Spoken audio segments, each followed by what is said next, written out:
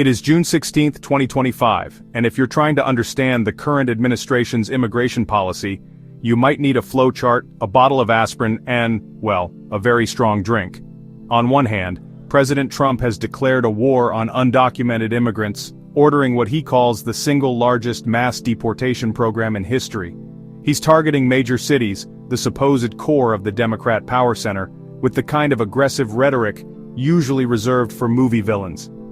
Yet, at the exact same time, his administration has quietly told Immigration and Customs Enforcement, or ICE, to stand down. Specifically, to halt worksite raids on the very industries that keep America fed and its hotel beds made, farms, restaurants, and hospitality. It's a policy of breathtaking contradiction, a true masterpiece of having your cake and deporting it too.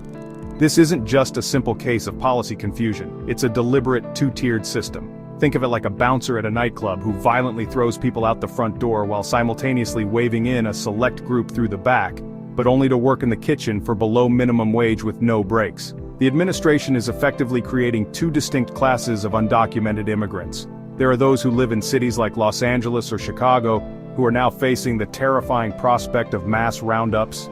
Then there are those who pick our strawberries, wash our dishes, and clean our hotel rooms, who have been granted a temporary, unofficial reprieve.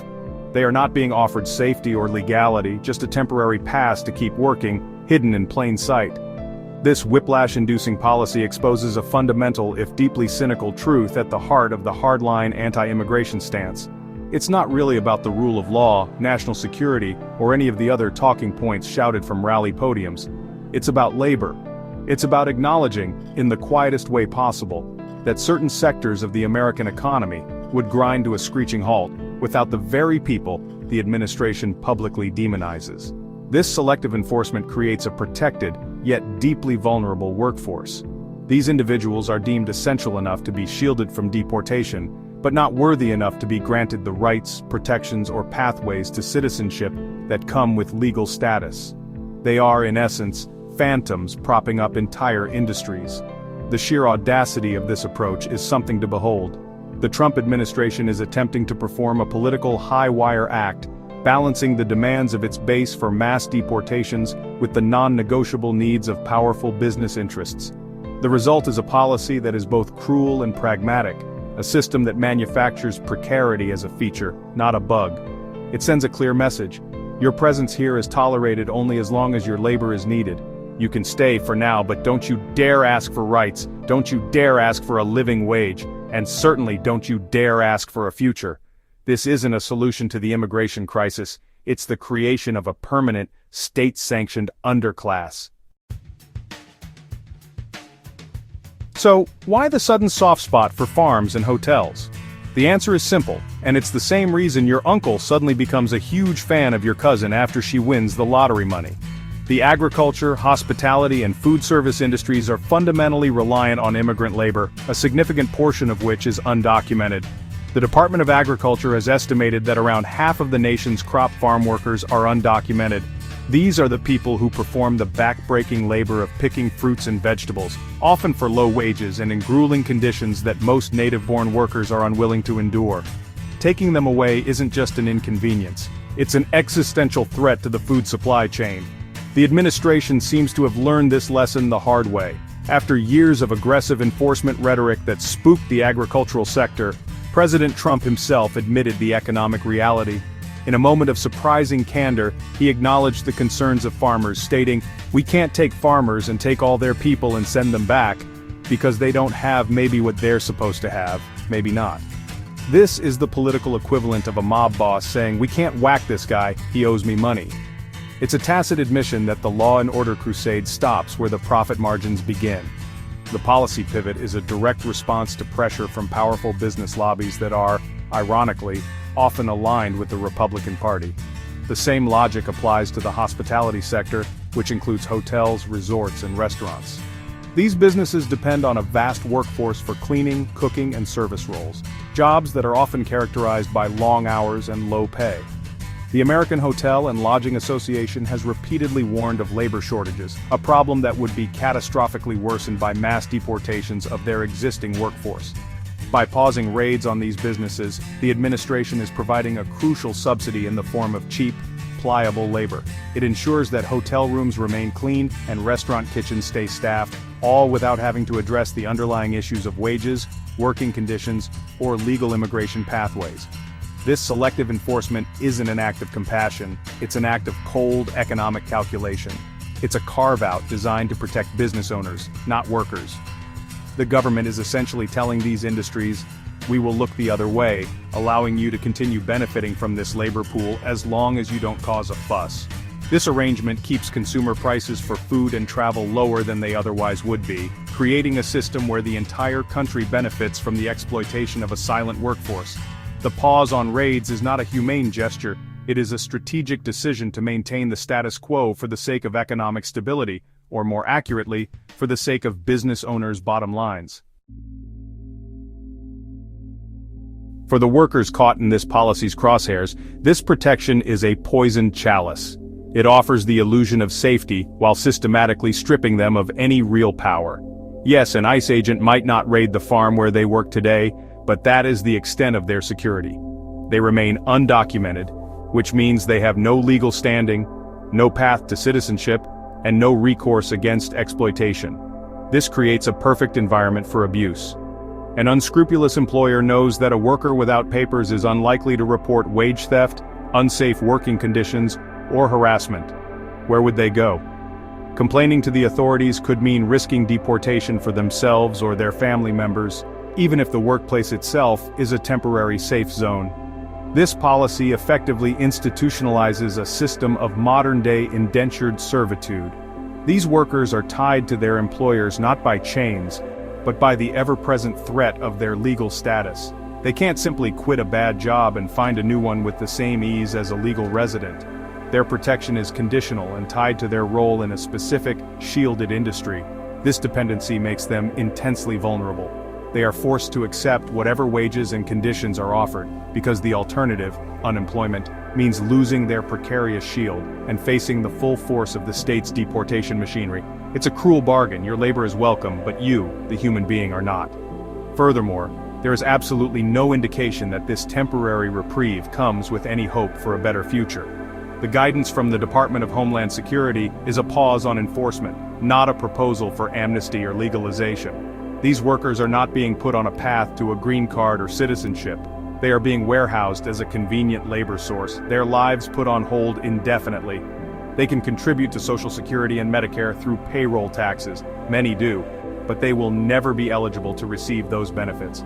They can help build the American economy, but they are denied the ability to formally build a life within it. This legal limbo creates a third class of residents, a shadow population that exists to serve the economy without being a part of society. They live with the constant psychological stress of knowing their fragile stability could vanish overnight. A change in policy, a new administrative whim, or simply driving with a broken taillight could lead to their world unraveling. They are protected for their economic output, but are denied the fundamental human dignity of security and belonging. This isn't a bug in the system. It's the central feature of a policy designed to extract maximum labor for minimum cost, both economic and political. The chasm between what the Trump administration says and what it does on immigration is wide enough to lose a whole cable news cycle in. Publicly, the rhetoric is a firestorm of absolutism. Senior White House advisor Stephen Miller, the architect of many of the administration's harshest policies, continues to paint all undocumented immigrants with the same broad criminal brush. The official line, echoed by Press Secretary Caroline Leavitt, is that anyone in the country without authorization is a lawbreaker who must be removed. This is the message blasted to the political base, a simple, uncompromising narrative of us versus them, where every undocumented person is a threat to be neutralized. Yet, behind this curtain of tough talk, the policy reality is far more nuanced and frankly more hypocritical. While the administration's spokespeople rail against illegal aliens, the Department of Homeland Security is quietly issuing directives to not raid the workplaces of hundreds of thousands of those same people. The official justification from DHS spokesperson Tricia McLaughlin is that ICE's focus will remain on the worst of the worst criminal illegal aliens. This sounds reasonable, except it directly contradicts the president's simultaneous call for indiscriminate mass deportations in major cities, which by definition would target people regardless of their criminal record. It's a rhetorical shell game. This doublespeak serves a crucial political purpose. It allows the administration to appease two powerful and conflicting constituencies at the same time. For the MAGA base, there are the fiery rallies, the promises of mass deportations, and the dehumanizing language. This satisfies the craving for a hardline approach and projects an image of strength and control. For the business community, the agricultural conglomerates, the hotel chains, and the restaurant associations, there is the quiet, practical policy of non-enforcement. This ensures their labor supply remains intact and their profits are protected. The administration is trying to be both the arsonist and the fire department, depending on who's listening. The result is a communications strategy built on strategic ambiguity and outright contradiction. The president can stand at a podium and promise to deport everyone, while his own agencies are under orders to do the opposite in economically sensitive areas. This allows any criticism to be deflected. If pro-business Republicans complain, the administration can point to the raid moratorium. If hardliners cry betrayal, they can point to the mass deportation plans for cities. It's a dizzying display of political maneuvering, where the official story changes depending on the audience, and the truth is buried under layers of calculated spin. To understand the current administration's transactional approach to undocumented labor, one need only look at the business history of the man in charge. Long before he was president, Donald Trump, the businessman, benefited from the very same pool of labor he now publicly condemns. For years, the Trump Organization relied on undocumented workers to build its towers and maintain its pristine golf courses. A 2019 investigation by the Washington Post, among others, revealed a long-standing practice of employing immigrants without legal status at various Trump properties, including the Trump National Golf Club in Bedminster, New Jersey. This wasn't a secret, it was, honestly, an open secret. These workers were often paid low wages and worked without the benefits and protections afforded to legal employees. They were, in many ways, the perfect employees for a business empire focused on minimizing costs. They were hardworking, reliable, and most importantly, in no position to complain about their treatment. The power dynamic was skewed entirely in the employer's favor.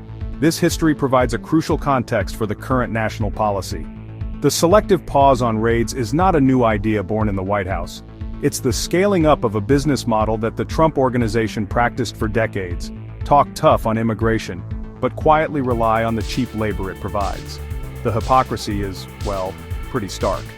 The same man who launched his political career by demonizing immigrants from Mexico was simultaneously profiting from their labor.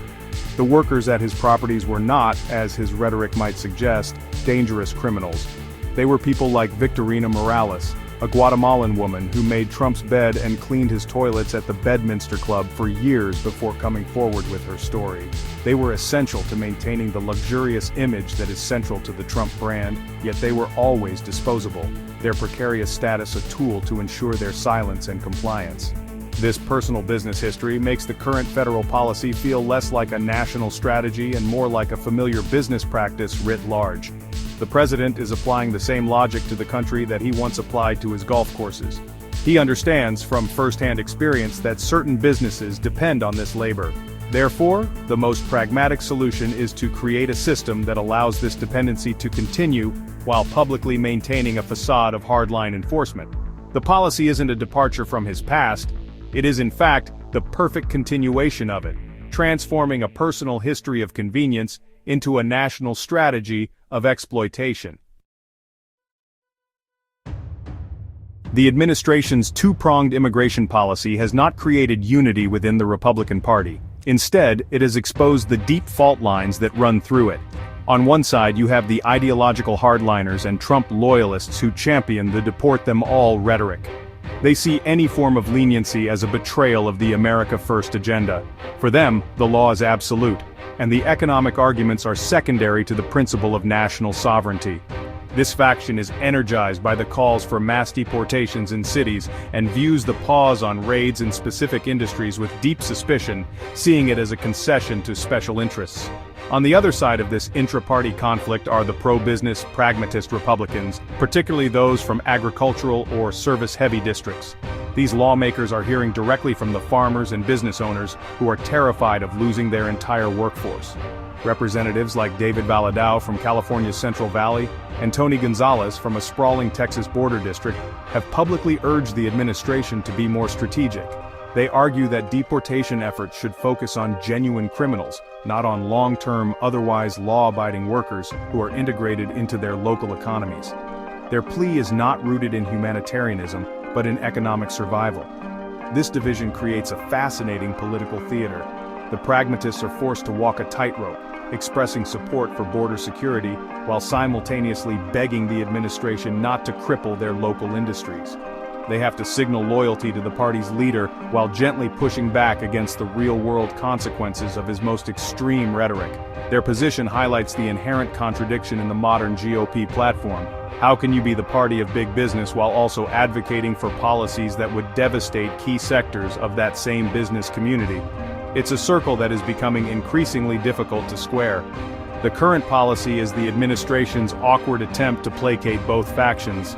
The mass deportation threats are red meat for the base, while the worksite raid pause is a quiet nod to the business wing. However, this balancing act is fragile. It satisfies no one completely and leaves both sides feeling that their priorities are being compromised. The hardliners worry the president is going soft, while the pragmatists worry that the incendiary rhetoric alone will be enough to scare away workers and disrupt the labor market. The Republican Party is caught in a tug-of-war of its own making, torn between its populist impulses and its capitalist foundations. The American public, much like the Republican Party, is deeply and passionately divided over immigration, and the administration's contradictory policies only serve to muddy the waters further. Polling data paints a picture of a nation at odds with itself. On one hand, there is significant support for a hardline approach. A 2024 Gallup poll found that 55% of Americans favor decreasing immigration levels, the highest that figure has been in over a decade.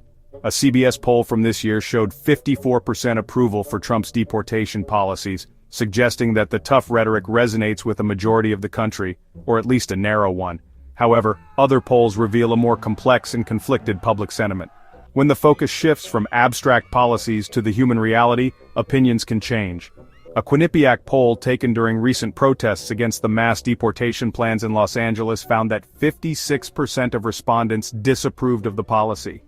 This suggests that while people may support the idea of enforcement in theory, they become uncomfortable when faced with the practical application of rounding up and deporting large numbers of people from their communities.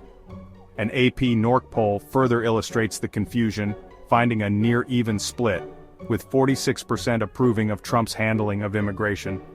This division is not just partisan, it reflects a fundamental American dilemma. The country has always been a nation of immigrants, yet it has also experienced waves of anti-immigrant sentiment. People want secure borders and the rule of law, but they also enjoy the economic benefits of immigrant labor, such as lower food prices and available services. The current policy taps directly into this ambivalence. It allows a person to simultaneously support deporting illegals while also hoping the price of their salad doesn't double. It's a policy that reflects the nation's own cognitive dissonance on the issue. Ultimately, the polling shows that there is no clear public mandate for any single approach.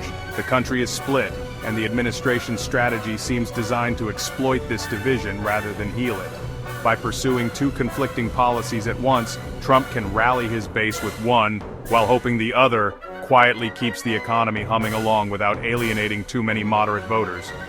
The fractured public opinion provides political cover, allowing the administration to claim that it is responding to the will of the people, when in reality, it is catering to different segments of the public with different and entirely contradictory messages. Behind the polling data, the political maneuvering, and the economic analyses, there are millions of human beings whose lives are being dictated by this cynical policy. For the undocumented worker picking tomatoes or cleaning hotel rooms, the pause on raids is not a gift of security but a daily reminder of their precarious existence. They live in a state of heightened anxiety, knowing that their value to this country is measured solely by their labor. They are not seen as neighbors, parents, or members of the community but as temporary disposable assets.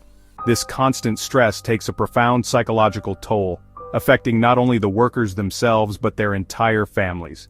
Children of these workers, many of whom are U.S. citizens, live in perpetual fear that their parents could be taken away. The distinction between a protected workplace and an unprotected home is a terrifyingly abstract concept for a child. What happens if their father is pulled over for a minor traffic violation on his way home from the farm? The policy creates a world of arbitrary lines, where safety is confined to the fields or the kitchen, and the rest of life is a minefield of risk. This instability damages families, disrupts communities, and creates lasting trauma that will echo for generations. This policy also has a corrosive effect on the broader society. By creating a sanctioned underclass, it normalizes exploitation. It sends a message that it is acceptable to benefit from a person's work while denying them basic rights and human dignity. This undermines the very principles of equality and justice that America claims to uphold. It creates a shadow economy where labor laws are difficult to enforce, and where the most vulnerable are left to fend for themselves.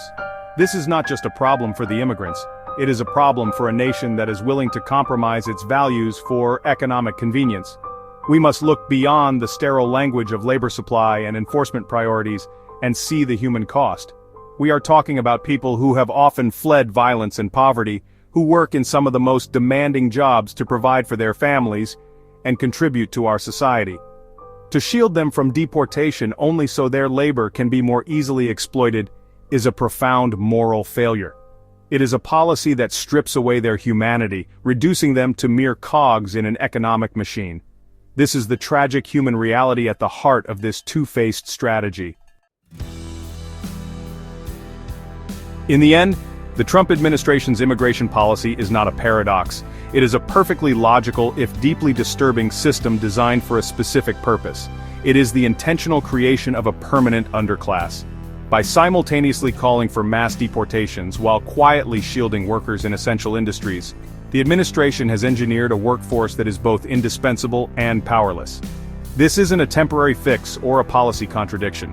It is a deliberate strategy to secure a cheap, compliant labor force that can power key sectors of the American economy without granting it any of the rights, protections, or promises of American life. This policy masterfully serves two masters. It delivers the fiery, anti-immigrant rhetoric demanded by a political base, while also delivering the silent, exploitable labor demanded by powerful business interests. It's a cynical win-win for the administration, built on the profound loss of the people trapped within it. These workers are left in a state of perpetual limbo, allowed to stay but not to belong, essential but invisible, protected but profoundly vulnerable. They are a ghost workforce, their presence felt in the food we eat and the services we use, but their humanity and their future are deliberately ignored. The historical context of the Trump organization's own reliance on such labor reveals this not as a new political invention, but as the nationalization of a time-tested business model. The divided reactions from Republicans and the American public show a nation struggling with its own contradictory desires for cheap goods and hardline enforcement. The administration has not resolved this conflict, it has simply built a policy that reflects it, institutionalizing the hypocrisy for political and economic gain. It is a system that trades human dignity for economic efficiency, creating a stable supply of labor by manufacturing instability in people's lives. What we are witnessing is the architecture of a modern caste system, codified not in law, but in enforcement memos and contradictory press briefings. It is a system that says some people are here only to serve, their right to remain contingent on their willingness to work in the shadows, without a voice and without a future. This is not a solution to a broken immigration system. It is the breaking of it in a new and more insidious way, creating a sustainable model of exploitation that will leave a dark stain on the nation for years to come. The story of labor in America is deeply intertwined with the legacy of exploitation. In the antebellum South, black slaves, forced migrants torn from their homelands, were compelled to pick cotton under brutal conditions. Their labor was not only the backbone of the Southern economy, but also a pillar upholding the institution of white supremacy, which thrived on their subjugation and suffering. Today, echoes of this exploitation reverberate through the lives of millions of immigrants. Many are drawn to the United States by the promise of opportunity, only to find themselves relegated to the margins, working in fields, hotels, and restaurants, performing the essential but invisible labor that keeps the nation running. These workers, often undocumented or with precarious legal status, are systematically exploited. They endure long hours, low pay, and hazardous conditions, with little recourse or protection. Their vulnerability is not accidental. It is built into the system, echoing the ways in which black slaves were denied autonomy and rights. The emotional toll on these communities is profound. Many live in constant fear of deportation, separation from family, or retaliation for speaking out. Their exhaustion is visible in their faces, their struggles often hidden from public view, yet they persist, driven by hope and the need to provide for loved ones. The parallels between the forced labor of black slaves and the exploitation of immigrant workers today are striking. Both groups have been used to fuel entire industries, while their humanity is overlooked and their rights suppressed. The faces may change, but the underlying dynamics remain hauntingly familiar. Immigrant laborers often live in overcrowded substandard housing, endure extreme weather in the fields, and work grueling shifts in kitchens and factories. Despite their essential contributions, they are frequently paid less than minimum wage and denied basic protections, reinforcing a cycle of poverty and marginalization. This ongoing cycle of exploitation is not a relic of the past, it is a living reality. The institution of white supremacy has proven adaptable, shifting its focus from one vulnerable population to another, always seeking to maintain economic and social hierarchies through the control of labor. Yet within these communities there is also resilience and resistance. Generations of minority families have fought for dignity, justice, and recognition. Today, immigrant workers and their allies continue to organize, march, and demand change, challenging the structures that seek to exploit them and forging new paths toward equality and respect for all. The emotional impact of this struggle is felt not just by workers, but by their families and entire communities. Children grow up witnessing both hardship and hope, learning the value of perseverance and the importance of solidarity. Their stories remind us that the fight against exploitation is ongoing, and that the quest for justice is a collective responsibility. In recent years, exceptions and loopholes in Trump's immigration policy have quietly transformed the landscape of labor in America. While the administration publicly touted a hardline stance on border security, behind the scenes, new rules and relaxed enforcement in certain sectors have created a pipeline for undocumented immigrants to enter the U.S. workforce, often under exploitative conditions. These policies have enabled industries like agriculture, meatpacking, and construction to rely heavily on the labor of immigrants who, due to their precarious legal status, are paid far below minimum wage and forced to endure dangerous, degrading conditions. According to the Economic Policy Institute, over 50% of U.S. farm workers are undocumented, and many report wage theft, lack of health care, and threats of deportation if they speak out. This reality stands in stark contradiction to the United States' aggressive federal enforcement and criminalization of human trafficking by independent organizations, individuals, and entities. While ICE raids target some traffickers, the very structure of these policies allows employers to exploit a shadow workforce with little fear of consequence. Government officials frequently hold press conferences condemning human trafficking, and politicians promise to protect vulnerable populations. Yet, as anti-trafficking advocate Maria Hernandez points out, the system is set up so that traffickers wear suits and run corporations, not just operate in the shadows. For many immigrant workers, the reality is grim. They live in overcrowded labor camps, often without access to clean water or basic medical care. Testimonies from affected individuals reveal stories of 16-hour workdays, withheld wages, and constant fear of deportation. One worker, identified only as Luis, described being locked in a factory overnight and threatened with violence if he tried to leave. Human rights lawyers argue that these policies directly undermine the very laws meant to protect against trafficking and forced labor. Despite the Trafficking Victims Protection Act, enforcement is often selective, and resources for victims are scarce. As legal expert Dr. Emily Carter notes, we're seeing a two-tiered system, one that prosecutes small-time traffickers and another that turns a blind eye to corporate exploitation. The result is a system where economic interests routinely override justice. Corporations benefit from cheap, disposable labor, while government agencies prioritize business interests over human rights. In 2019 alone, the Department of Labor reported over 8,000 violations of wage and hour laws in industries known to employ undocumented workers. The most vulnerable, families, children, and individuals fleeing violence, are left unprotected by the very institutions sworn to defend them. As the gap between policy and practice widens, the line between immigration enforcement and government-sanctioned human trafficking becomes increasingly blurred, leaving countless lives in the balance.